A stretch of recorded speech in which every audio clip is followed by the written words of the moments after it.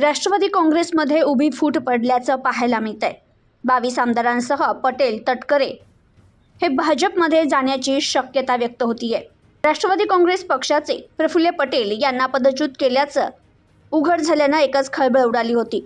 त्यातच पक्षाच्या राष्ट्रीय अध्यक्षा सुनेत्रा पवार यांनी केंद्रीय निवडणूक आयोगाला पाठवलेल्या पत्रात कारकुनी चूक झाल्याचं स्पष्ट केलं। मात्र राष्ट्रीय कार्यकारिणीत पटेल यांना कायम ठेवलं असलं तरी त्यांना पद न देणं तसेच सुनील तटकरे यांच्याही नावासमोर राष्ट्रीय सरचिटणीस किंवा प्रदेशाध्यक्ष असं न लिहिल्यानं गोंधळ निर्माण झालाय।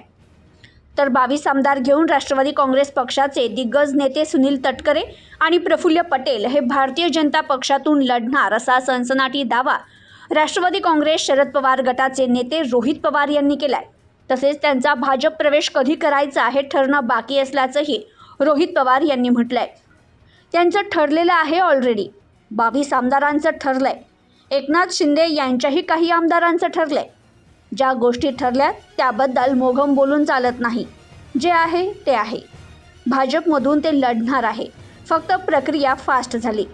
2029च्या निवडणुकांपूर्वी होणं अपेक्षित होतं, कारण आत्ताच प्रवेश झालाय तर पुन्हा निवडणूक लागेल असं रोहित पवार म्हणाले।